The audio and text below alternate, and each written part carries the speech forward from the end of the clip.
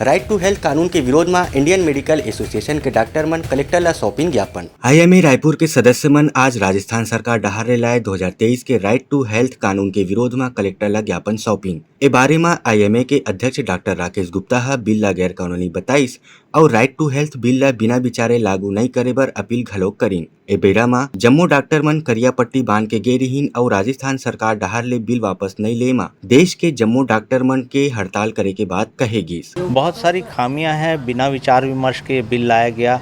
ये नहीं बताया गया कि किस प्रकार के इमरजेंसी मरीज को सीमित सुविधाओं वाले अस्पताल जिनकी स्पेशलिटी शायद सभी विधाओं में नहीं है वो कैसे देंगे, उनका खर्च कौन वहन करेगा और टकराव की स्थिति में किसी प्रकार की सुरक्षा राजस्थान सरकार देगी या नहीं देगी।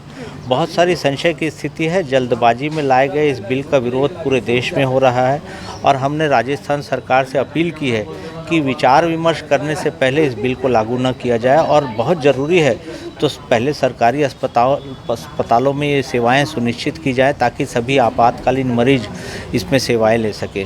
और हम चाहते हैं कि राजस्थान सरकार बिना विचार विमर्श के इस बिल को न लाए, अन्यथा अभी हम काली पट्टी लगाकर काम कर रहे हैं, बहुत सीमित स्तर पर विरोध कर रहे हैं। इंडियन मेडिकल एसोसिएशन यदि इस प्रकार का विरोध जारी रहा तो हम बंद की स्थिति में भी पहुंच सकते हैं। ब्यूरो रिपोर्ट उत्लंघा न्यूज।